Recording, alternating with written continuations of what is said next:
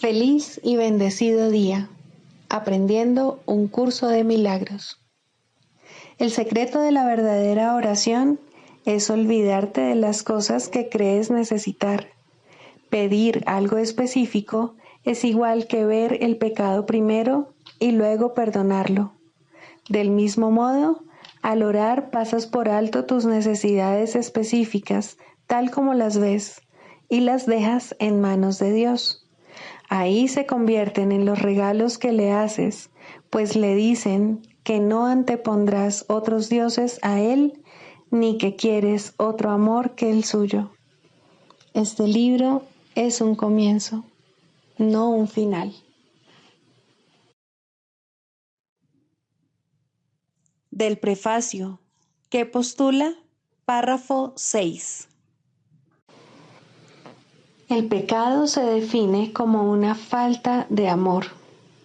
Puesto que lo único que existe es el amor, para el Espíritu Santo el pecado no es otra cosa que un error que necesita corrección en vez de algo perverso que merece castigo.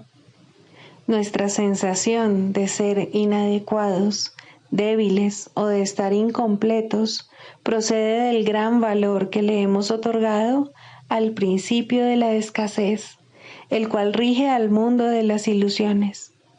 Desde este punto de vista, buscamos en otros lo que consideramos que nos falta a nosotros.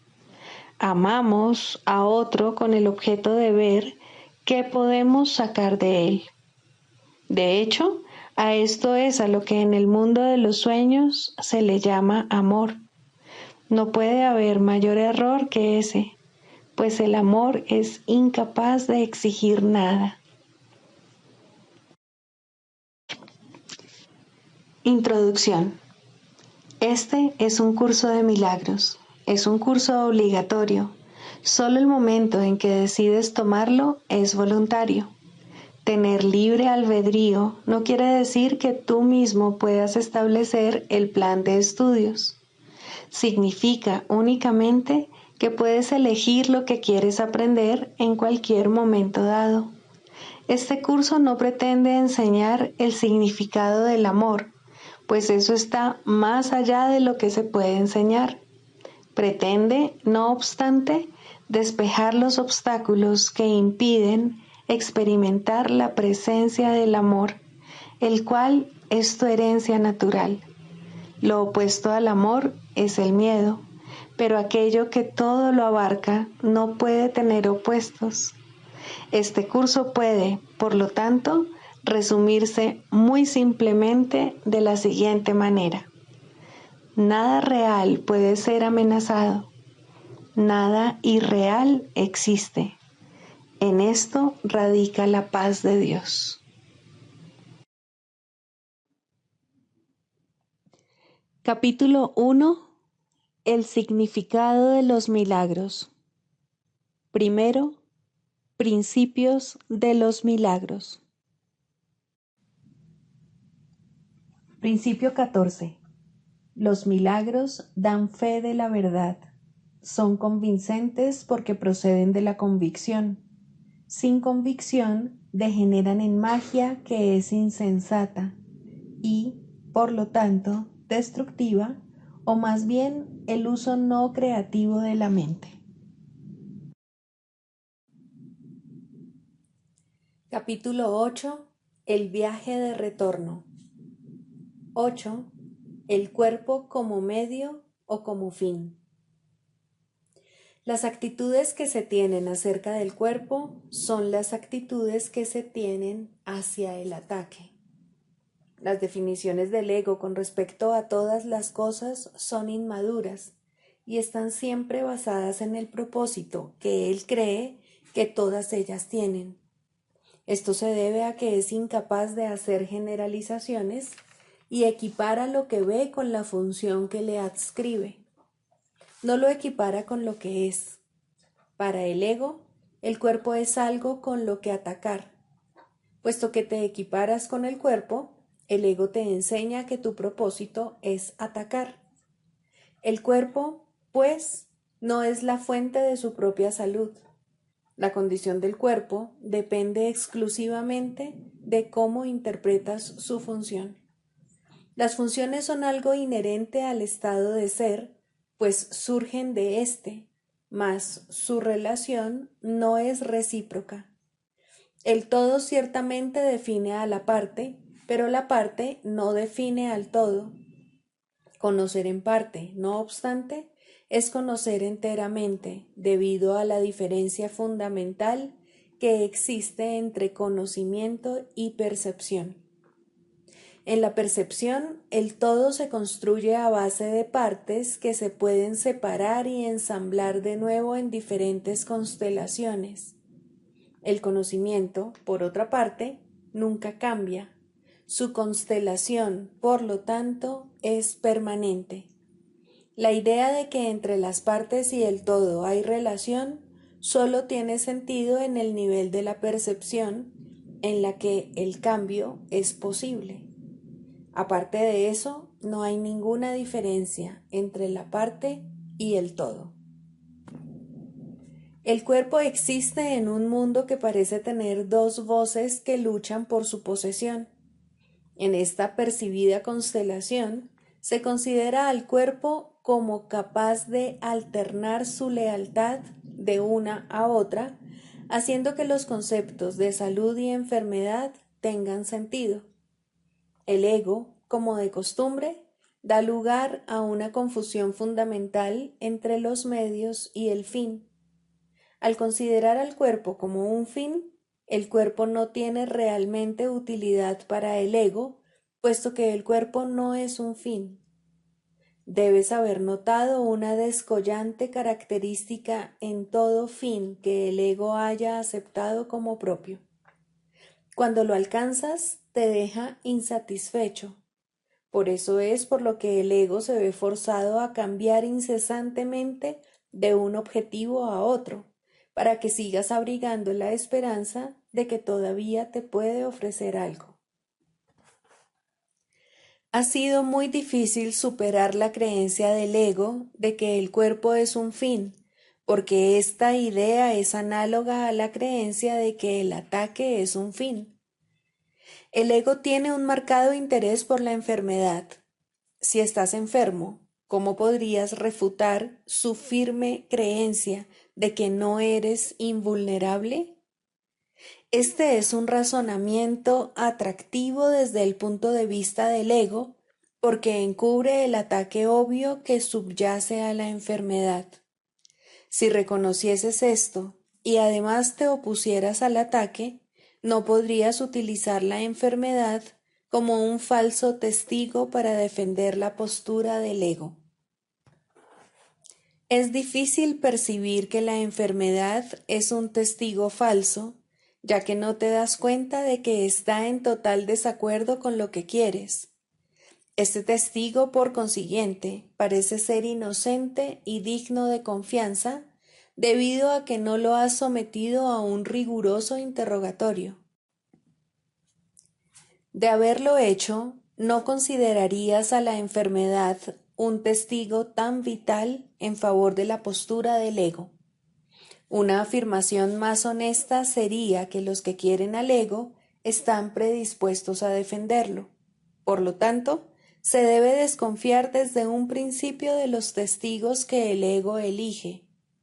El ego no convoca testigos que disientan de su causa de la misma manera en que el Espíritu Santo tampoco lo hace. He dicho que juzgar es la función del Espíritu Santo para la cual Él está perfectamente capacitado. Mas, cuando el ego actúa como juez, hace todo menos juzgar imparcialmente. Cuando el ego convoca un testigo, lo ha convertido de antemano en un aliado. Todavía sigue siendo cierto que el cuerpo, de por sí, no tiene ninguna función porque no es un fin. El ego, no obstante, lo establece como un fin porque, como tal, su verdadera función queda velada. Este es el propósito de todo lo que el ego hace. Su único objetivo es hacer que se pierda de vista la función de todo. un cuerpo enfermo no tiene sentido. No puede tener sentido porque la enfermedad no es el propósito del cuerpo. La enfermedad tendría sentido solo si las dos premisas básicas en las que se basa la interpretación que el ego hace del cuerpo fuesen ciertas. Que el propósito del cuerpo es atacar y que tú eres un cuerpo. Sin estas dos premisas, la enfermedad es inconcebible. La enfermedad es una forma de demostrar que puedes ser herido. Da testimonio de tu fragilidad, de tu vulnerabilidad, de tu extrema necesidad de depender de dirección externa. El ego usa esto como su mejor argumento para demostrar que necesitas su dirección. Impone un sinfín de reglas para que se eviten funestos desenlaces. El Espíritu Santo, perfectamente consciente de la misma situación, no se molesta en analizarla en absoluto. Si los datos no tienen sentido, no tiene objeto analizarlos. La función de la verdad es recopilar información que sea verdadera. Sea cual sea la forma en que trates de usar el error, de ello no resulta nada. Cuanto más complicados se vuelven los resultados, más difícil puede que resulte reconocer su insustancialidad. Mas no es necesario examinar todos los posibles resultados a que las premisas dan lugar a fin de juzgarlos correctamente. Un recurso de aprendizaje no es un maestro. No te puede decir cómo te sientes. No sabes cómo te sientes porque has aceptado la confusión del ego y, por lo tanto, crees que un recurso de aprendizaje puede decirte cómo te sientes. La enfermedad no es más que otro ejemplo de tu insistencia en querer pedirle dirección a un maestro que no sabe la respuesta. El ego no puede saber cómo te sientes. Cuando dije que el ego no sabe nada, dije lo único que es completamente cierto con respecto al ego. Pero hay un corolario si solo el conocimiento existe y el ego no tiene conocimiento. Entonces, el ego no existe. Tal vez te preguntes cómo es posible que la voz de algo que no existe pueda ser tan insistente. ¿Has pensado alguna vez en el poder de distorsión que tiene lo que deseas, aun cuando no es real? Son muchos los casos que demuestran cómo lo que deseas distorsiona tu percepción. Nadie puede dudar de la pericia del ego para presentar casos falsos, ni nadie puede dudar tampoco de que estás dispuesto a escucharle hasta que decidas no aceptar nada excepto la verdad. Cuando dejes de lado al ego, éste desaparecerá. La voz del Espíritu Santo es tan potente como la buena voluntad que tengas de escucharla. No puede ser más potente sin que viole tu libertad de decisión que el Espíritu Santo intenta restaurar, no menoscabar. El Espíritu Santo te enseña a usar el cuerpo solo como un medio de comunicación entre tus hermanos y tú, de modo que Él pueda enseñar su mensaje a través de ti. Esto los curará y por lo tanto te curará a ti. Nada que se utilice de acuerdo con su propia función, tal como el Espíritu Santo la ve, puede enfermar. Mas todo lo que se utiliza de cualquier otra forma no puede sino enfermarse.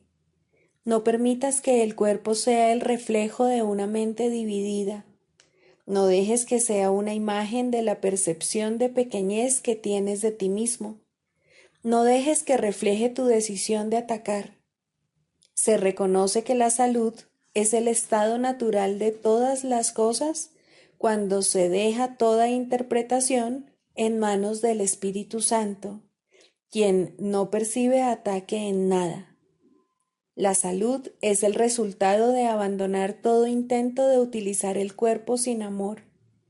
La salud es el comienzo de la correcta perspectiva con respecto a la vida bajo la dirección del único maestro que sabe lo que ésta es, al ser la voz de la vida misma. Libro de ejercicios, lección 186. De mí depende la salvación del mundo. Esta es la afirmación que algún día habrá de erradicar de toda mente todo vestigio de arrogancia. Este es el pensamiento de la verdadera humildad, que no te adjudica ninguna otra función, excepto la que se te ha encomendado. Dicho pensamiento supone tu aceptación del papel que te fue asignado, sin insistir en que se te asigne otro. No se detiene a considerar qué papel es el que es adecuado para ti. Tan solo reconoce que la voluntad de Dios se hace tanto en la tierra como en el cielo.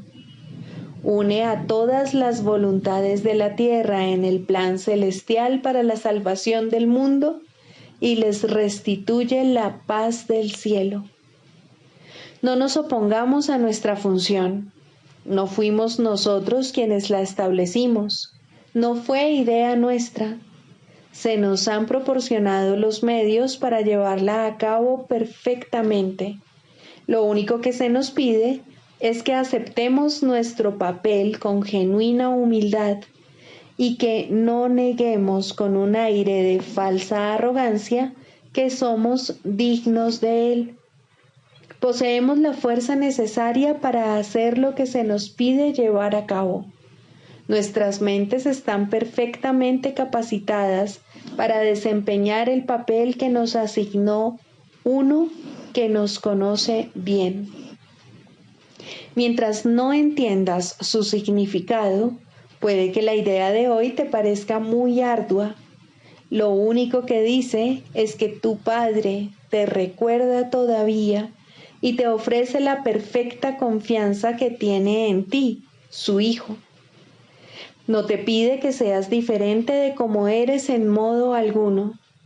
¿Qué otra cosa sino esto podría pedir la humildad? ¿Y qué otra cosa sino esto podría negar la arrogancia? Hoy no dejaremos de cumplir nuestro cometido con la engañosa excusa de que es un insulto a la modestia. Es el orgullo el que se niega a responder a la llamada del propio Dios. Hoy dejaremos a un lado todo vestigio de falsa humildad para poder escuchar la voz de Dios revelarnos lo que desea que hagamos. No pondremos en duda nuestra capacidad para llevar a cabo la función que Él nos ofrezca. Solo estaremos seguros de que Él conoce nuestras fuerzas, nuestra sabiduría y nuestra santidad. Y si Él nos considera dignos, es que lo somos. Es solo la arrogancia la que opina de otra manera. Hay una manera, y solo una, de liberarte del encarcelamiento al que te ha llevado tu plan de probar que lo falso es verdadero. Acepta en lugar de él el plan que tú no trazaste. No juzgues si eres o no merecedor de él. Si la voz de Dios te asegura que la salvación necesita que tú desempeñes tu papel y que la totalidad depende de ti, ten por seguro que así es. Los arrogantes tienen que aferrarse a las palabras, temerosos de ir más allá de ellas y de experimentar lo que podría poner en entredicho su postura. Los humildes, en cambio, son libres para oír la voz que les dice lo que son y lo que deben hacer. La arrogancia forja una imagen de ti que no es real. Esa es la imagen que se estremece y huye aterrorizada cuando la voz que habla por Dios te asegura que posees la fuerza, la sabiduría y la santidad necesarias para ir más allá de toda imagen. Tú, a diferencia de la imagen de ti mismo, no eres débil, no eres ignorante ni impotente. El pecado no puede mancillar la verdad que mora en ti, ni la aflicción puede acercarse al santo hogar de Dios. Esto es lo que te dice la voz que habla por Dios, y según Él te habla, la imagen se estremece e intenta atacar la amenaza que le resulta desconocida al sentir que sus cimientos se derrumban. Abandónala. La salvación del mundo depende de ti y no de ese pequeño montón de polvo. ¿Qué podría esa imagen decirle al Santo Hijo de Dios? ¿Por qué tiene Él que preocuparse por ella en absoluto? Y así hallamos nuestra paz. Aceptaremos la función que Dios nos encomendó, pues toda ilusión descansa sobre la absurda creencia de que podemos inventar otra función para nosotros. Los papeles que nosotros mismos nos hemos auto-otorgado son inestables y parecen oscilar entre la aflicción y la dicha extática del amor y de amar.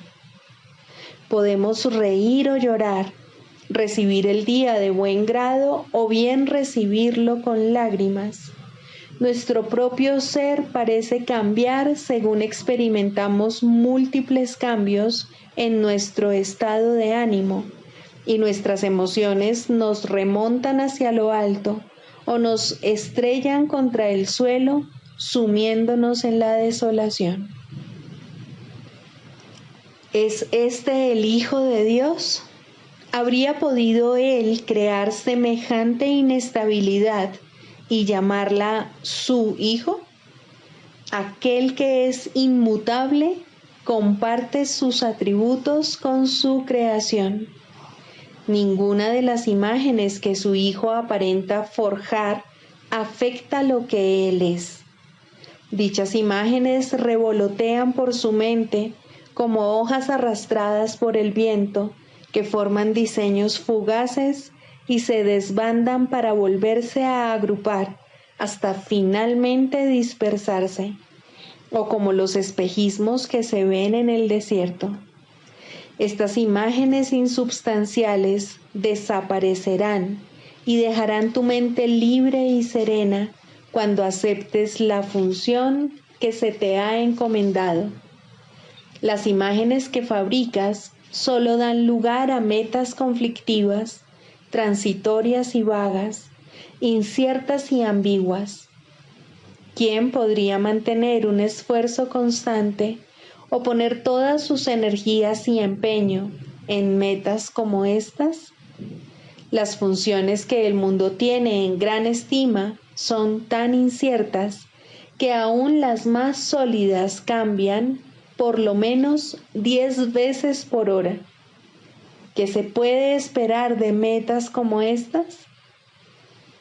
Como bello contraste, tan seguro como el retorno del sol cada mañana para disipar la noche, tu verdadera función se perfila clara e inequívocamente.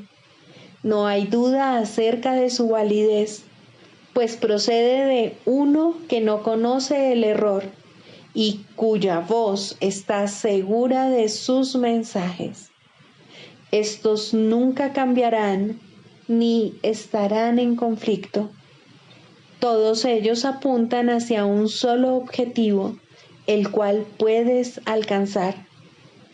Puede que tu plan sea imposible, pero el de Dios jamás puede fracasar, porque Él es su fuente. Haz lo que la voz de Dios te indique, y si te pide que hagas algo que parece imposible, recuerda quién es el que te lo pide y quién el que quiere negarse. Luego considera esto: ¿quién de los dos es más probable que esté en lo cierto? ¿La voz que habla por el Creador de todas las cosas y que las conoce exactamente como son, o la distorsionada imagen de ti mismo, que es inconsistente y está confundida, perpleja e insegura de todo? No permitas que su voz te dirija. Oye en su lugar una voz que es inequívoca y que te habla de la función que te encomendó tu Creador, quien te recuerda y te exhorta a que te acuerdes de Él ahora. Su dulce voz te llama desde lo conocido a lo que no conoce. Él quiere consolarte, aunque no conoce el pesar. Él quiere hacer una restitución, si bien goza de absoluta plenitud. Él quiere hacerte un regalo, si bien sabe que ya lo tienes todo. Él tiene pensamientos que satisfacen cualquier necesidad que su hijo perciba, si bien él no las ve, pues el amor solo puede dar, y lo que se da en su nombre se manifiesta en la forma más útil posible en un mundo de formas. Esas son las formas que jamás pueden engañar, ya que proceden de la amorfía misma. El perdón es una forma terrenal de amor que, como tal, no tiene forma en el cielo. No obstante, lo que aquí se necesite, aquí se concederá.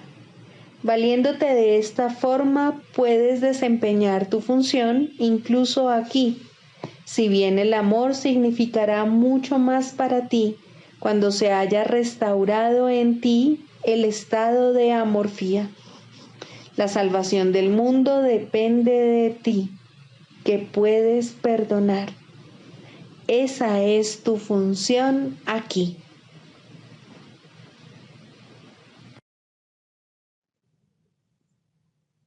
Del Manual para el Maestro, pregunta 4. ¿Cuáles son las características de los maestros de Dios? 5. Júbilo. El júbilo es el resultado inevitable de la mansedumbre. La mansedumbre significa que el miedo es ahora imposible. ¿Qué podría entonces obstaculizar el júbilo? Las manos abiertas de la mansedumbre están siempre colmadas. Los mansos no experimentan dolor, no pueden sufrir. ¿Cómo no habrían de ser felices? Están seguros de que son amados y de que, por lo tanto, están a salvo. El júbilo va unido a la mansedumbre, tan inevitablemente como el pesar acompaña al ataque. Los maestros de Dios confían en Él y están seguros de que su Maestro va delante de ellos, asegurándose de que no les acontezca ningún daño. Disponen de sus dones y siguen su camino, porque la voz de Dios los dirige en todo. El júbilo es su himno de gratitud, y Cristo los contempla también con agradecimiento. La necesidad que Él tiene de ellos es tan grande como la que ellos tienen de Él. Qué gozo tan inmenso compartir el propósito de la salvación.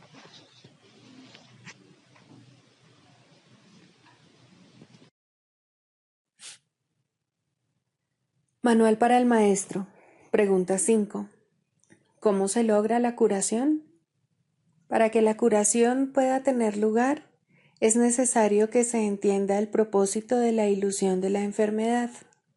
Sin ese entendimiento, la curación es imposible. Primero, el propósito de la enfermedad. La curación se logra en el instante en que el enfermo deja de atribuirle valor al dolor. ¿Quién elegiría sufrir a menos que pensase que con ello podría ganar algo y algo que tiene valor para él. Indudablemente cree que está pagando un precio módico por algo de mayor valor, pues la enfermedad es una elección, una decisión. Es la elección de la debilidad procedente de la equivocada convicción de que es fuerza. Cuando esto ocurre, se ve a la verdadera fuerza como una amenaza y a la salud como algo peligroso. La enfermedad es un método concebido en la locura para sentar al Hijo de Dios en el trono de su Padre. A Dios se le ve como algo externo, poderoso y feroz, ansioso por quedarse con todo el poder para sí mismo. Solo con su muerte puede su Hijo conquistarle. ¿Y qué representa la curación dentro de esta loca convicción? Simboliza la derrota del Hijo de Dios y el triunfo de su Padre sobre él. Representa el desafío supremo, en forma directa, que el Hijo se ve forzado a aceptar. Representa todo lo que él se ocultaría a sí mismo para proteger su vida. Si se cura, él es responsable de sus pensamientos, y si es responsable de sus pensamientos, será destruido a fin de demostrarle cuán débil y miserable era. Mas, si él mismo elige la muerte, su debilidad se convierte en su fuerza. Ahora se ha impuesto a sí mismo lo que Dios le habría impuesto, y de esta forma ha usurpado completamente el trono de su Creador. Segundo, un cambio de percepción. La curación es directamente proporcional al grado de reconocimiento alcanzado con respecto a la falta de valor de la enfermedad. Solo con decir, con esto no gano nada, uno se curaría. Pero antes de uno poder decir esto, es preciso reconocer ciertos hechos. En primer lugar, resulta obvio que las decisiones son algo propio de la mente, no del cuerpo. Si la enfermedad no es más que un enfoque defectuoso de solventar problemas, tiene que ser entonces una decisión. Y si es una decisión, es la mente y no el cuerpo la que la toma. La resistencia a reconocer este hecho es enorme, ya que la existencia del mundo tal como lo percibes depende de que sea el cuerpo el que toma las decisiones. Términos tales como instintos, reflejos y otros similares representan intentos de dotar al cuerpo con motivadores no mentales. En realidad, tales términos no hacen más que enunciar o describir el problema, pero no lo resuelven. La base fundamental de la curación es la aceptación del hecho de que la enfermedad es una decisión que la mente ha tomado a fin de lograr un propósito para el cual se vale del cuerpo. Y esto es cierto con respecto a cualquier clase de curación. El paciente que acepta esto se recupera. Si se decide en contra de la recuperación, no sanará. ¿Quién es el médico entonces? La mente del propio paciente. El resultado acabará siendo el que él decida.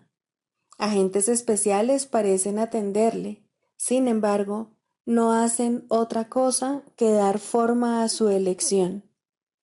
Los escoge con vistas a darle forma tangible a sus deseos, y eso es lo único que hacen. En realidad, no son necesarios en absoluto. El paciente podría sencillamente levantarse sin su ayuda y decir, no tengo ninguna necesidad de esto. No hay ninguna forma de enfermedad que no se curase de inmediato.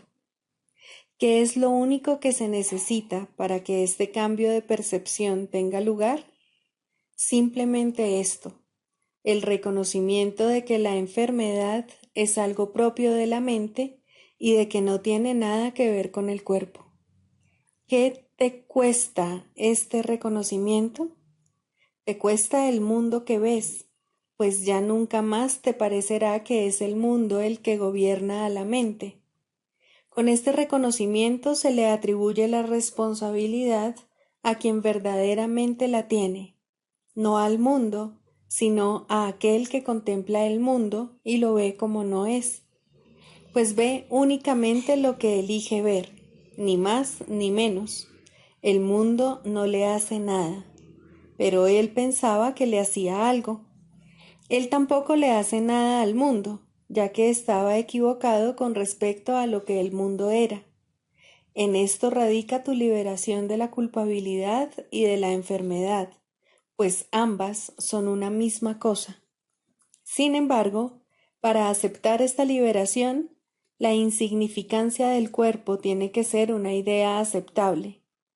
Con esta idea, el dolor desaparece para siempre. Pero con esta idea desaparece también cualquier confusión acerca de la creación. ¿Cómo podría ser de otra manera? Basta con poner causa y efecto en su verdadera secuencia con respecto a algo para que el aprendizaje se generalice y transforme al mundo. El valor de la transferencia de una idea verdadera no tiene límites ni final. El resultado final de esta lección es el recuerdo de Dios. ¿Qué significado tienen ahora la culpabilidad, la enfermedad, el dolor, los desastres y todos los sufrimientos? Al no tener ningún propósito, no puede sino desaparecer, y con ellos desaparecen también todos los efectos que parecían tener.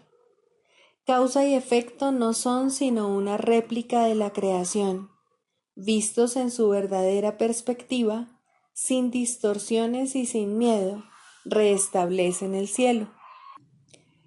Tercero, la función del Maestro de Dios. Si el paciente tiene que cambiar de mentalidad para poderse curar, ¿qué puede hacer el Maestro de Dios? ¿Puede cambiar la mentalidad del paciente por él? Desde luego que no.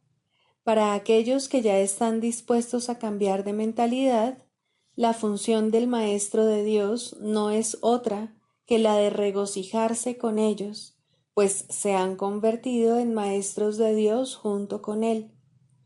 Con aquellos que no entienden lo que es la curación, no obstante, tienen una función más específica.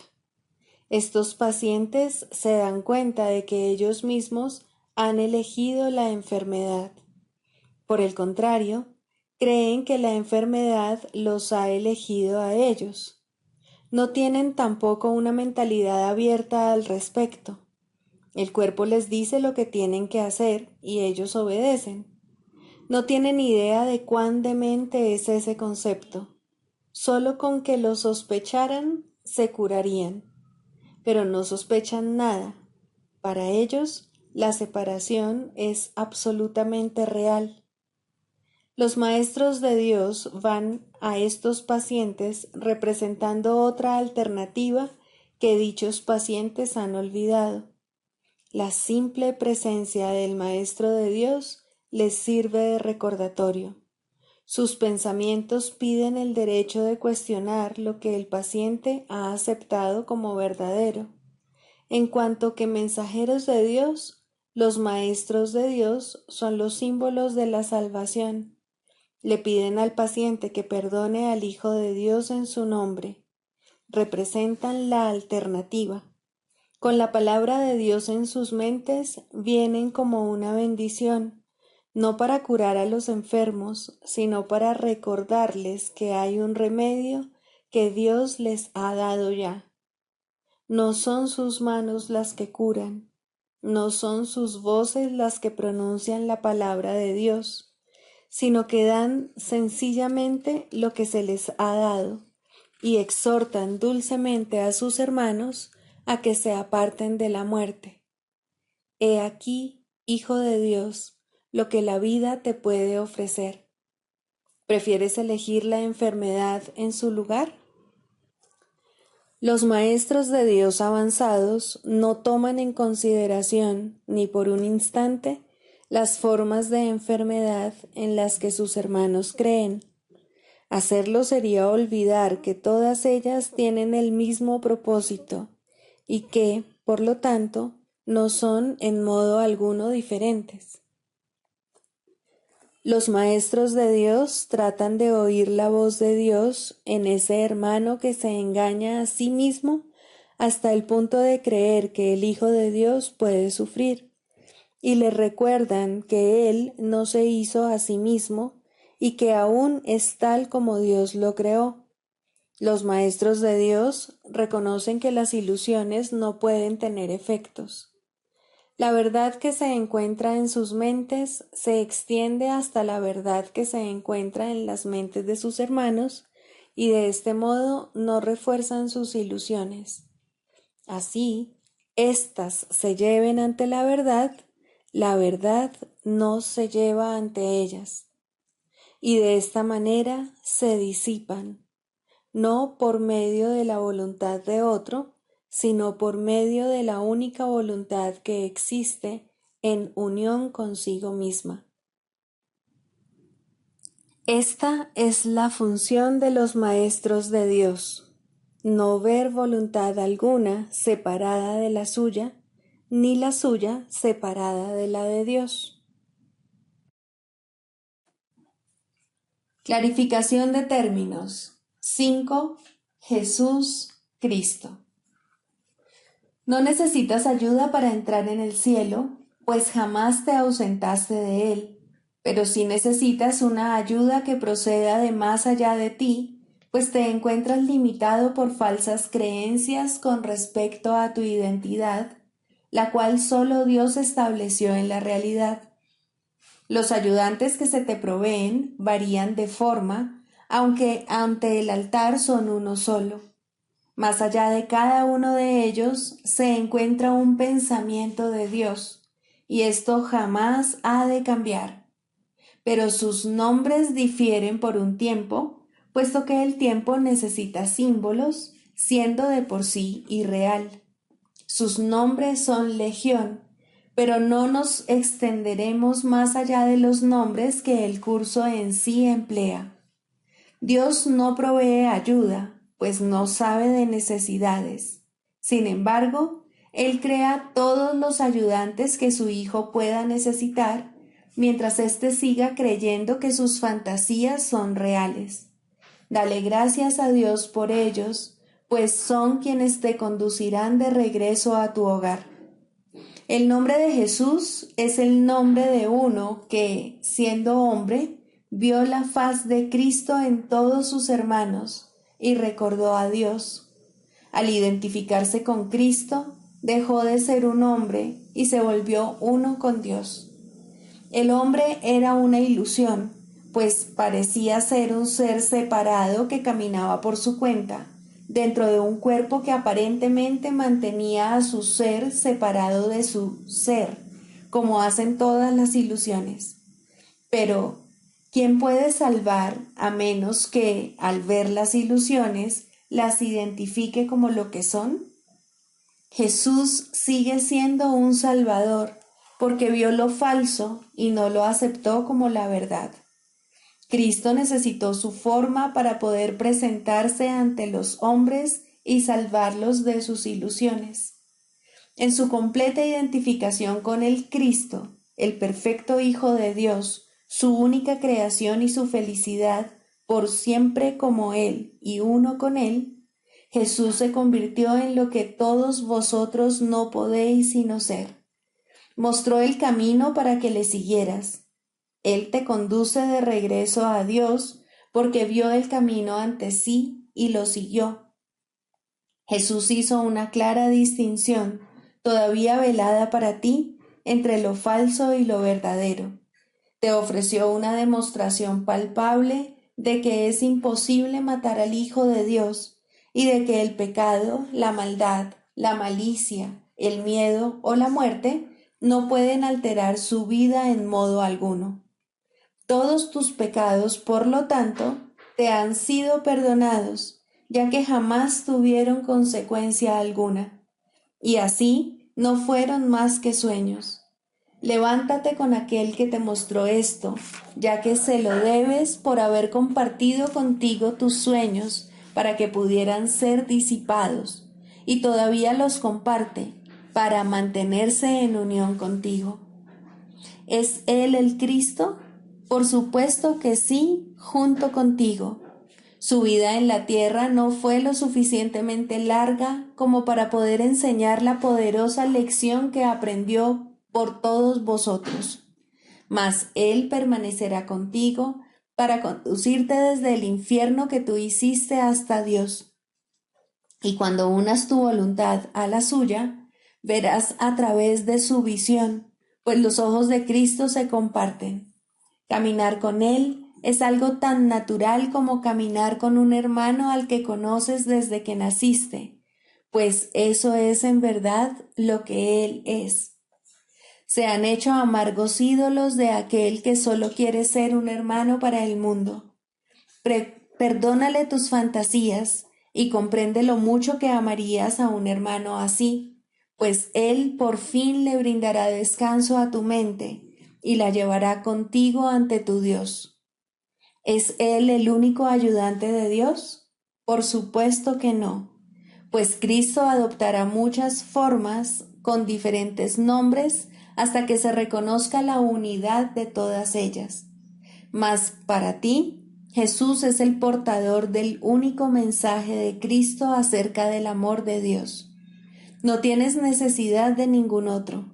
Es posible leer sus palabras y beneficiarse de ellas sin aceptarle en tu vida, mas Él te ayudaría todavía más si compartieses con Él tus penas y alegrías y renunciases a ambas para hallar la paz de Dios. Con todo, lo que Él quiere que aprendas más que nada sigue siendo la lección que vino a enseñar, la cual reza así: la muerte no existe porque el Hijo de Dios es como su Padre. No puedes hacer nada que pueda alterar el amor eterno. Olvida tus sueños de pecado y de culpabilidad, y en su lugar ven conmigo a compartir la resurrección del Hijo de Dios, y trae contigo todos aquellos que Él te ha enviado para que cuides de ellos, como yo cuido de ti. Tercero, el papel del psicoterapeuta. El psicoterapeuta es un líder en el sentido de que camina ligeramente delante del paciente y le ayuda a evitar algunas de las trampas del camino al verlas primero. Idealmente es también un seguidor, pues hay uno que debe caminar delante de él y darle luz para que vea. Sin este, ambos solo tropezarán ciegamente sin dirección alguna. Sin embargo, es imposible que éste se haya ausente del todo si la meta es la sanación.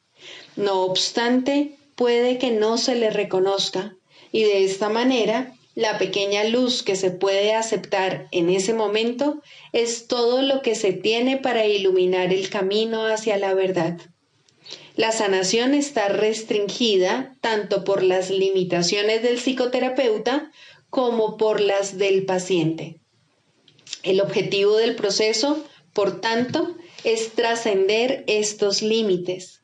Ninguno de los dos puede hacer esto solo, pero cuando se unen, se les ha dado la potencialidad para trascender todas las limitaciones.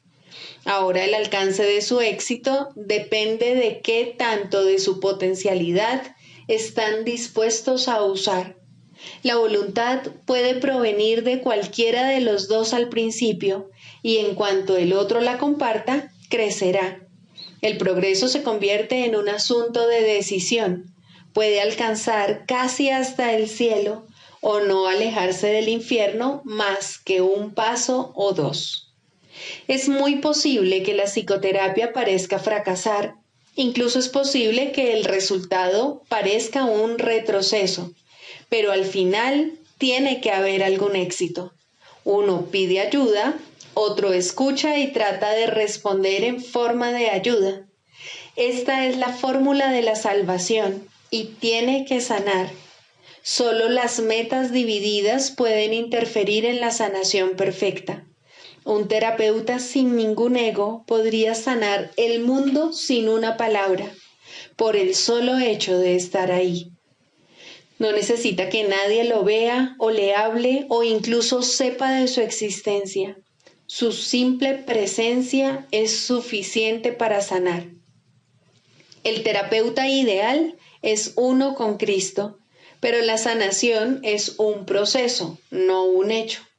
El terapeuta no puede progresar sin el paciente y el paciente no puede estar listo para recibir a Cristo o de lo contrario no podría estar enfermo.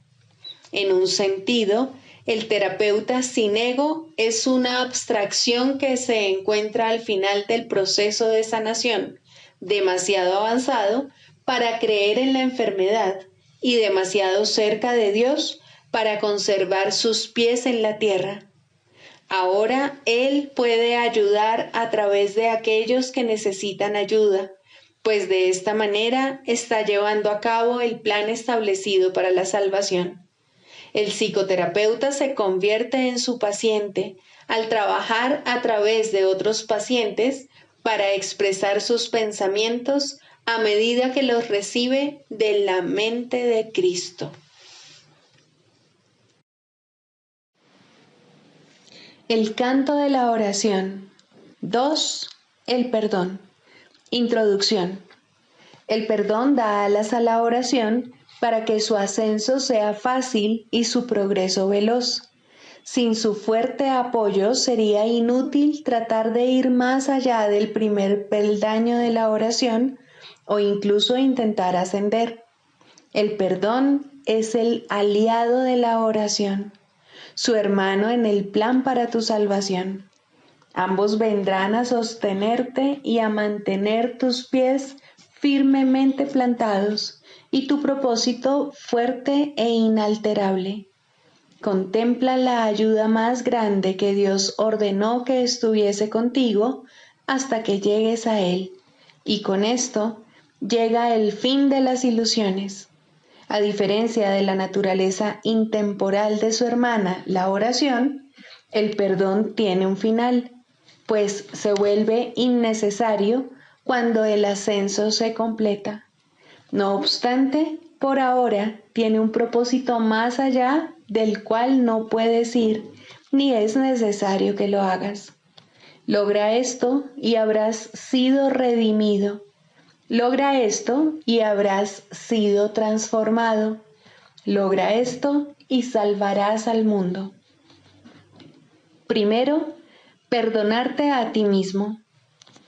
Ningún regalo del cielo ha sido tan mal interpretado como el perdón. De hecho, se ha convertido en una calamidad, en una maldición allí donde debía bendecir, en una cruel burla de la gracia, en una parodia de la santa paz de Dios. Pero aquellos que aún no han elegido dar los primeros pasos en el camino de la oración, no pueden sino usarlo de esa manera. La benevolencia del perdón resulta imperceptible al principio, porque no se entiende lo que es la salvación ni realmente se busca. Lo que se concibió para curar se usa para herir, porque no se desea el perdón. La culpa se convierte en la salvación y el remedio parece ser una terrible alternativa a la vida. Así, pues, el perdón para destruir se adapta mucho mejor al propósito del mundo que el verdadero objetivo del perdón y los medios honestos por los cuales éste se alcanza. El perdón para destruir no pasará por alto ningún pecado, ningún crimen, ni ninguna traza de culpa que pueda buscar, encontrar y, entre comillas, amar. Amado de su corazón es el error, y las faltas lucen enormes y crecen y se expanden ante su mirada. Selecciona cuidadosamente todas las cosas perversas y pasa por alto lo amoroso, como si de una plaga se tratase, algo odioso teñido de peligro y muerte. El perdón para destruir es la muerte, y eso es lo que ve en todo lo que contempla y odia. La misericordia de Dios se ha convertido en un cuchillo retorcido que busca destruir al Santo Hijo que Él ama. ¿Te perdonarías a ti mismo por todo esto? Aprende entonces que Dios te ha dado los medios a través de los cuales puedes retornar a Él en paz. No veas el error, no lo hagas real. Selecciona lo amoroso y perdona el pecado al elegir en su lugar la faz de Cristo. ¿De qué otra manera puede la oración regresar a Dios? Él ama a su Hijo. ¿Podrías acordarte de Él y al mismo tiempo odiar lo que Él creó? Odiarás al Padre si odias al Hijo que Él ama. Pues tal como veas al Hijo, así te verás a ti mismo, y tal como te veas a ti mismo, así será Dios para ti. De la misma manera en que siempre oras por ti, del mismo modo es a ti al que siempre se le concede el perdón. Es imposible perdonar a otro, pues son únicamente tus pecados lo que ves en él. Quieres verlos en él y no en ti. Por eso es por lo que perdonar a otro es una ilusión. Sin embargo, es el único sueño feliz en todo el mundo, el único que no conduce a la muerte. Solo en otro puedes perdonarte a ti mismo, pues le has hecho culpable de tus pecados y ahora tienes que encontrar tu inocencia en él. ¿Quién sino el pecador necesita que se le perdone? Jamás pienses que puedes ver pecado en nadie excepto en ti mismo. Este es el gran engaño del mundo, y tú, el que más se engaña a sí mismo. Siempre parece que el malvado es otro, y como resultado de su pecado, tú eres el perjudicado. ¿Sería posible la liberación si esto fuese cierto? Pues en tal caso serías el esclavo de todos, ya que lo que cualquiera de ellos hiciese dictaría tu destino, tus sentimientos, tu desesperación o esperanza, tu desdicha o alegría. No serías libre a menos que Él te concediese la libertad, y al Él ser malvado, solo puede dar maldad. No puedes ver sus pecados sin ver los tuyos, mas puedes liberarlo y liberarte a ti mismo. El perdón, verdaderamente concedido, es el camino en el cual se encuentra tu única esperanza de libertad. Otros cometerán errores al igual que tú, mientras esta parodia de mundo parezca ser tu hogar. No obstante, Dios mismo dio a todos sus hijos un remedio para todas las ilusiones que creen ver. La visión de Cristo no utiliza tus ojos, pero tú puedes mirar a través de los suyos y aprender a ver como Él. Los errores no son sino diminutas sombras que desaparecen fugazmente y que solo por un instante parecen ocultar la faz de Cristo, que continúa inmutable tras todas ellas. Su constancia permanece en tranquilo silencio y perfecta paz. Él no sabe de sombras. Suyos son los ojos que ven, más allá del error, al Cristo en ti.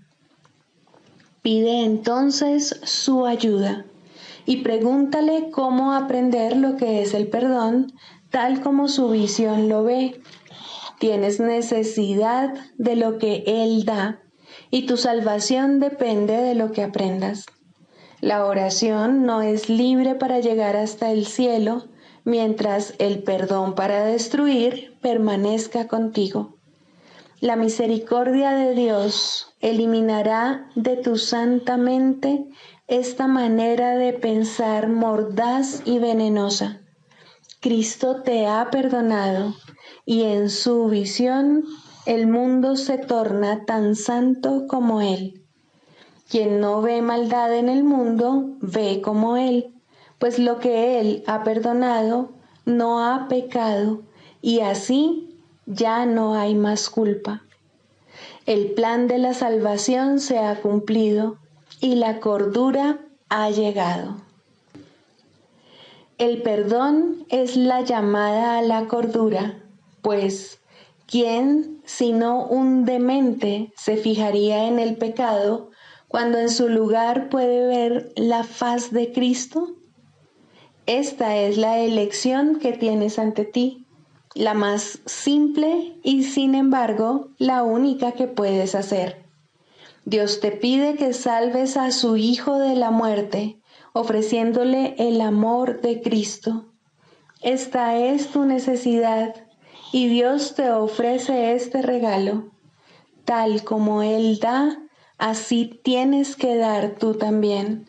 Y de este modo, la oración se restituye a lo amorfo, más allá de todo límite a la intemporalidad, sin nada del pasado que le impida volver a unirse al perenne canto que toda la creación le entona a su Dios. Mas para alcanzar este fin, y antes de llegar allí donde el aprendizaje ya no tiene objeto, debes primero aprender. El perdón es la llave, mas ¿quién puede usar una llave cuando no sabe dónde está la puerta para la que se hizo y para la que solamente sirve? Por lo tanto, tenemos que hacer una clara distinción, de modo que la oración pueda ser liberada de la oscuridad y llegar a la luz. El papel del perdón debe invertirse y limpiarse de todo uso malvado y de las metas de odio para las que se ha empleado.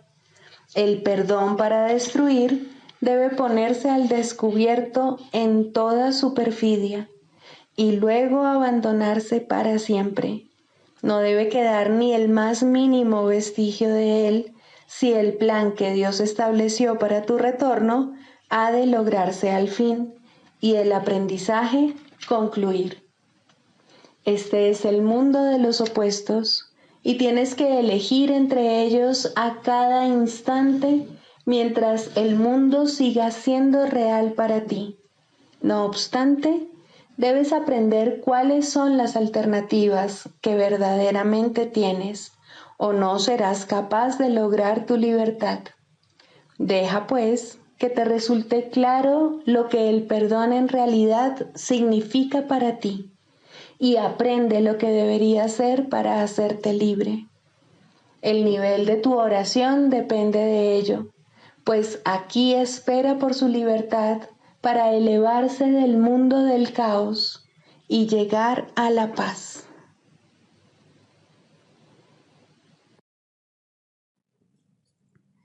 Sigamos a Jesús haciendo del perdón algo tan natural como respirar y algo tan vital como el aire. Amén.